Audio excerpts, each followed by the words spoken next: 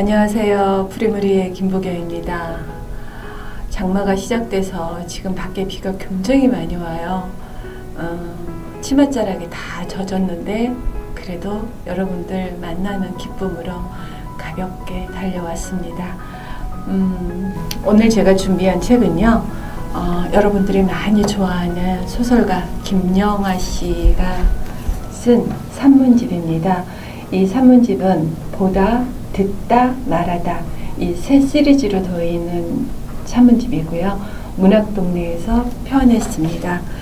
네, 이 중에서 제가 오늘은 아버지의 미래라고 하는 챕터를 한번 골라봤습니다. 점점 가족이라는 단어가 조금은 이렇게 희미해지는 그런 시대에 살고 있는 것만은 분명한 것 같아요. 가장 소중한 부분이고 가장 가까이 있어야 될 부분인데 이제 각자의 생활에 우리가 익숙해지다 보니까 조금 아버지라든지 어머니는 가끔씩 만나면 좋은 사람들이라고 묻 젊은이들이 말하기도 합니다. 네, 그래서 오늘은 아버지의 미래라는 제목을 가지고 한번 생각해보는 시간이 되었으면 좋겠습니다. 최근에 본 새 영화는 국적이 다 달랐다. 양우석 감독의 변호인을 필두로 고레에다 히로가츠 감독의 그렇게 아버지가 된다. 그리고 이란 출신의 아스가르 파레아디 감독이 만든 프랑스어 영화 아무도 머물지 않았다. 이 세 영화 모두 아버지가 등장한다. 변호인의 아버지는 낯익다. 상고 출신의 가난한 고시생 송우석은 변호사로 성공한 후 정치적으로 각성된 인권 변호사가 된다. 이는 해방 이후 우리 아버지들의 초상을 그대로 은유한 것처럼 보인다. 지지리도 무능했지만 윤리적이기는 했던 오발탄의 아버지는 잘 살아보세요의 박정희 시대를 거치면서 돈 잘 버는 유능한 아버지로 바뀌었다가 87년 6월 항쟁을 기점으로 도덕적 아버지로 변모한다. 386 세대로 불리는 이 도덕적 아버지들은 노무현 정권에서 그들 자신의 무능과 직면한 후 급속하게 부자 아빠, 가난한 아빠가 약속하는 물질의 세계로 지향한다. 때마침 너무나 상징적이게도 여자의 얼굴을 한 박정희가 권자로 돌아왔다. 그런데도 부자 아빠의 꿈은 유언하기만 하다. 독재자의 딸이 무능해서일 수도 있겠지만 시대가 더 이상 아버지의 자리를 용인하지 않기 때문일 것이다. 부자는커녕 아빠조차 되기 힘들다. 부자 아빠든 가난한 아빠든 이제 아버지의 자리 자체가 없는 것이다. 변호인은 이런 난감한 상황에 도달하기 전 도덕적 아버지의 탄생이라는 근사한 장면에서 멈춘다. 변호인에서 식당 밥값이나 떼먹던 가난뱅이가 유능한 아버지로 변모했음을 보여주는 가장 상징적인 장면은 아파트의 매입이다. 그 시절의 이상적인 아버지란 아파트를 직접 지은 노동자가 아닌 남이 지은 아파트를 현찰로 구입할 수 있는 소비자라는 것을 영화는 분명하게 보여준다. 아파트를 가족에게 선물해 떳떳해진 아버지는 이제 무능하던 시절의 부채를 갚고 잃어버렸던 도덕적 자아를 되찾기 위해 모험을 떠난다. 하지만 이 여정은 두 번의 시련을 겪으며 파탄으로 종결된다. 1997년과 2008년의 두 번의 경제 위기가 그들을 현실로 되돌려 놓은 것이다. 유능하면서도 도덕적인 아버지가 되겠다는 웅대한 포부 따위 가뭇없이 사라진 자리에 친밀한 아버지라는 새로운 환상의 모습을 드러낸다. TV가 가장 먼저 그들을 호명한다. 아빠 어디가? 냐고. 유능함, 정치적 윤리 같은 거추장스러운 것은 필요 없다. 함께 캠핑을 떠나 아이들의 눈높이에서 대화하는 아버지. 성공에만 쏟았던 시간을 아이에게 돌릴 줄 아는 자상한 아버지가 요구된다. 고레에다 히로가즈의 아버지는 유능한 아버지가 도덕적인 아버지라는 단계를 경유하지 않고 바로 친밀한 아버지로 변모한다는 이야기다. 표면적으로는 두 아버지가 등장하지만 영화의 초점은 냉정화돼 유능한 아버지 쪽에 맞춰져 있다. 그의 대척점에는 시골에서 전파상을 운영하는 무능하되 친밀한 아버지가 있다.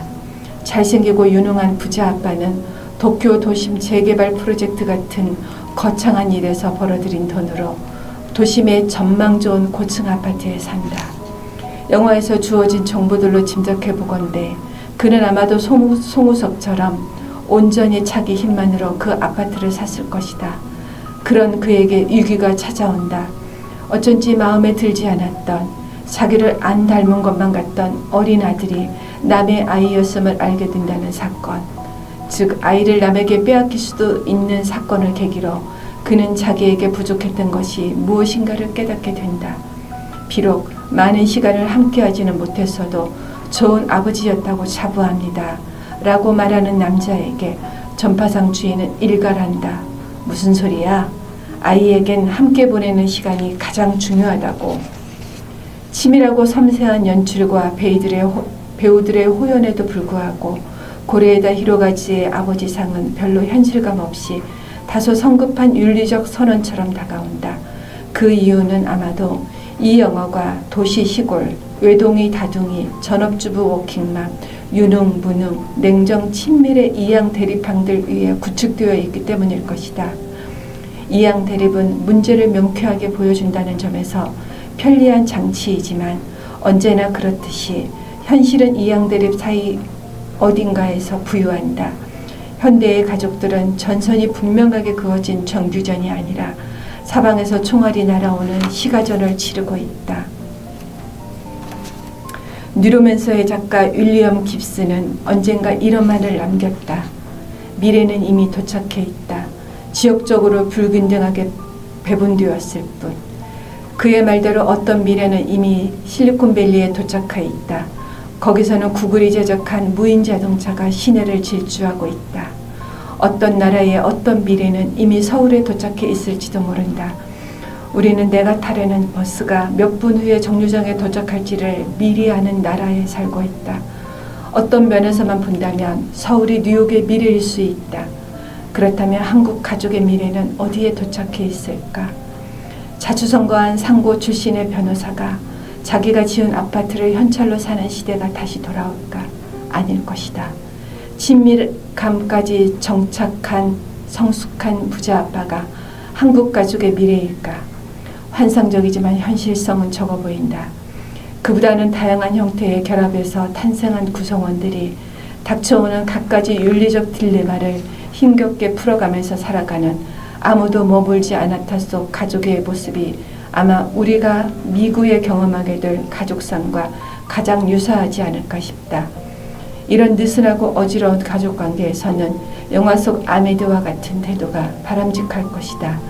그는 가족들과 일정한 거리를 두되 누구의 말이든 주의 깊게 듣고 보편적 윤리에 호소한다. 네가 딸이니까 이래야 한다. 당신이 엄마니까 이래야 한다는 당위의 언어는 함부로 동원하지 않는다. 대신 모든 구성원에게 상대방의 입장에서 생각할 것을 조심스럽게 요구한다.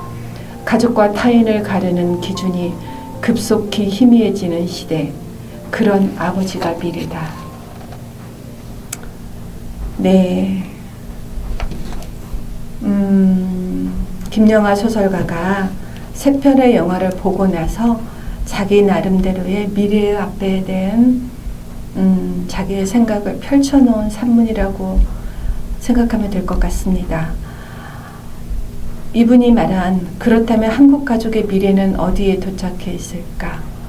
우리 아버지의 모습은 어디쯤에 와 있을까라고 작가는 우리에게 묻고 있습니다. 이 책보다는 책이나 영화나 자연이나 아니면 그림이나 어떤 풍경을 보고서 자기 나름대로의 어떤 견해나 어떤 느낌들을 펼쳐놓은 책들입니다. 여러분들 시간이 되시면 한번 오래된 책이긴 하지만 시리즈로 보다, 듣다, 말하다를 한번 구입해서 읽어보는 것도 이 여름에 여름을 나는 좋은 방법이 아닐까라는 생각을 해보았습니다. 다음은 빨간 우체통 시간입니다. 오늘은 김주대 시인의 그리움의 넓이라고 하는 시집을 준비해 보았습니다. 이 시집은 창비에서 나왔고요. 여러분들이 많이 알지 못하는 시인인데 한때는 저에게 많은 생각과 감동을 준 시인이기도 합니다.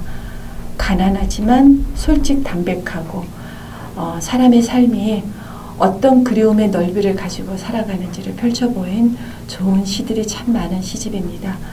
그 중에서 오늘같이 눅눅한 날, 비 오는 날 골목이 환해지는 시 한 편을 들고 나왔습니다. 노래가 된 골목이라는 시입니다. 이 시를 한번 이렇게 가만히 듣고 나면 골목이 그려지고 한 아이가 그 골목에서 환하게 웃으면서 달려가는 모습이 여러분들 앞에서 펼쳐지지 않을까라는 생각이 듭니다. 귀 기울여 함께 해주시면 감사하겠습니다. 노래가 된 골목, 김주대. 100점을 맞은 것일까? 책가방을 맨 아이가 붕어처럼 입을 벌리고 노래를 부르며 지나간다. 골목길 벽이 아이의 노래를 받아 들썩들썩 스피커처럼 소리를 쏟아낸다. 노랫소리로 환하게 채워지는 골목, 관악기 구멍처럼 운다. 정신없이 모이를 쪼아먹던 비둘기 몇 마리 까만 음표로 날아오르고 목청껏 노래를 입에 문 아이가 걸어가고 있다. 골목 끝에 목련나무가 하얀 봉을 잡고 흔들흔들 지휘를 하고 있는 걸 나중에야 알았지만 아이의 목구멍처럼 발갛게 달아오르는 골목, 아이의 노랫소리를 따라 담장 아래 새로 나온 풀들이 허리를 흔들고 봄날 한쪽에 아직은 이런 쩌렁쩌렁한 어린 노래의 골목이 있으니